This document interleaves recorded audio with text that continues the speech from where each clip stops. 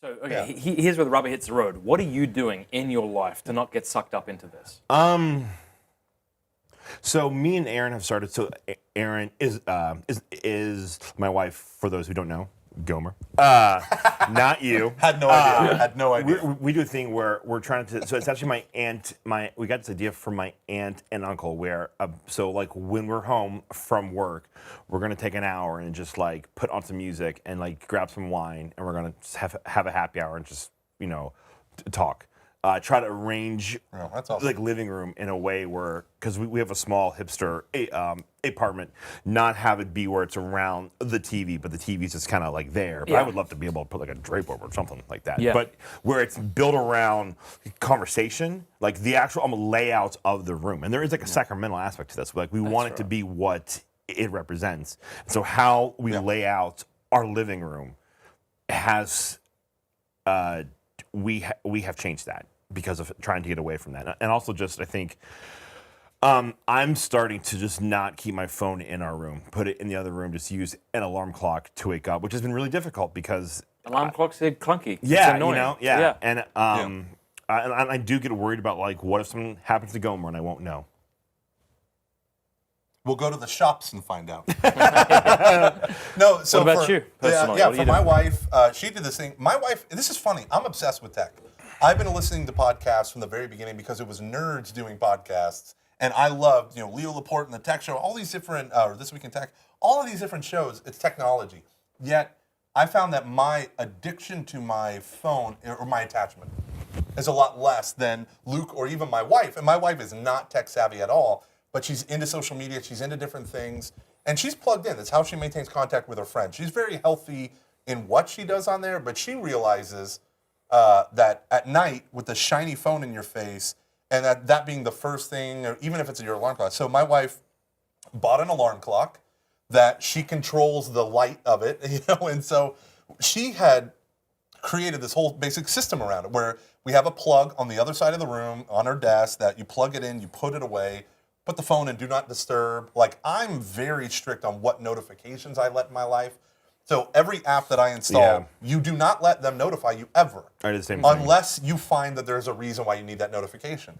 And so, like, famously, you send me Marco Polos, and I never respond to them because I don't have the notifications on. I feel so much less bad now. But for me, I have my phone with me in bed every night because my Do Not Disturb, I bring it on, it kicks on at 9 o'clock, even though I don't go to bed till like 11 or 12.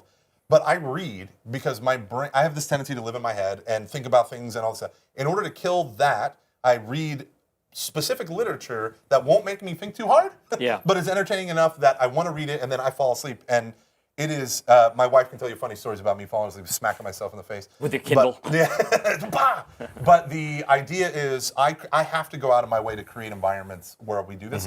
When me and my wife are sitting down on a couch, we don't use our phones. If we're going to like watch TV at the end of the night, or like, we're very militant around our kids with screen time. Like, I want my kids to have a tradition of Saturday morning cartoons. Yeah. So they don't get to watch TV ever until it's Saturday morning, and they get to watch cartoons. And they have to watch the cartoons that they all agree on. In my house, they have to watch the old Tom and Jerry's. That's the only option. But they're not on Netflix, and you can't get them. I think it's because they think they're inappropriate. Yeah, no, they do. And so Matthew Crawford, great guy, he wrote a book, The World Beyond Your Mind, where he talks about, he watches his kids play with digital toys, right? And he says, why do infants play with the little VTech tables that stand and light up? He says, because you get an instant response. Like, an infant can't really interact with the world. But when you're pushing these buttons and a thing lights up or a noise is made, it trains them on this. And he says, look at the Mickey Mouse Club from when I was a kid.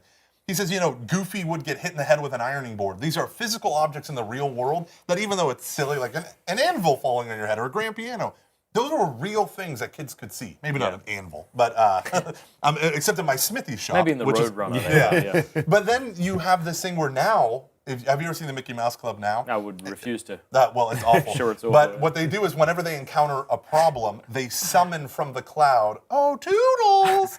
And it has four things, and they solve the problem by pushing a button. And he's talking about how unreal, summoning from the cloud, this magical techne. That's what techne does, like it's a tool, Yeah, and so it's interesting how... I just feel like the solutions you guys are providing, some of them sound good, but some of them they don't sound nearly good enough. Yeah, for me, though, it doesn't But have that, to be. but that It's good might, enough for me. Yeah, well, Yeah. a lot of that might have to do with our own ability to have self-mastery. Yeah. And I think I have my desire to use technology is greater than my self-mastery to avoid it if it's right there. Yeah. I wish it wasn't. Maybe for you, it sounds like you have Yeah. that kind of self-mastery. And that was the difference with me and Luke. We've talked about this forever. Like Luke's like, "Oh, I gotta get rid of my iPhone," and then Luke's, and then we talk about, and I'm like, Well, "Oh." and this is what I do. And so this Yeah. happened this last weekend. I got sick and I needed to use it, but I'll give my phone and my computer to my wife to hide in my house. The best part was getting a text message from you on Friday night. Hey, mate, I'm giving up using my phone for the weekend, and then the next day, hey, mate, back on. You know why? So Because you're sick, I went yeah. to the hospital, so I Yeah. kind of had to have it. But this is what I've been doing, and I want more of that in my life. I think you have to start with giving yourself permission to do it. Yeah. Or something, you know. So I think what we're talking about right now could be one of the greatest helps to people to grow in their relationship with our Lord. We're trying to Yeah. say, Yeah. stop being distracted. Yeah. And even podcasts, like what people Yep, are yep, listening yep. to this podcast right now, they're probably doing it because they don't want to be alone with themselves. It's very Pascalian. I think, well, and like, how often do we go to podcasts or things to like show me how to live? And I think there's like a good thing about that, but there's also this. That's what the faith is for. Like the faith should be that it should help us inform how we live our lives. I had a woman that I work with she told a story where she was feeling totally overwhelmed. You know, she's got like 2 to 3 kids. She's got to have like a clean house, have to have a job, have to have this, have to that. Yeah. And she was like, I just started to cry in my car and like break down. She goes, Bless her. then I kind of realized like the faith is the pie crust. It's just the thing that's there that kind of helps me hold everything together. And I have to start to view it like that. And that it's kind of what Hans Urs von Balthasar is getting at when he talks about the I'm drawing a blank. The theological aesthetic, where the church is going to inform, like the faith will inform how I live my life, as opposed to how I want to like live my life inform what I think the faith is. Very interesting. Because what it ultimately becomes, if the church doesn't inform this, and when I say the church, I just mean like the faith as a whole. If it doesn't inform how I live, if it's not the thing that kind of says this is how I'm going to do these things, it ultimately becomes a reflection of myself. Yo, thanks for watching. You can watch the entire episode on YouTube if you want. You can listen to it at The Matt Fradd Show by subscribing on iTunes or wherever you listen to your podcasts. And feel free to support me, patreon.com/MattFradd.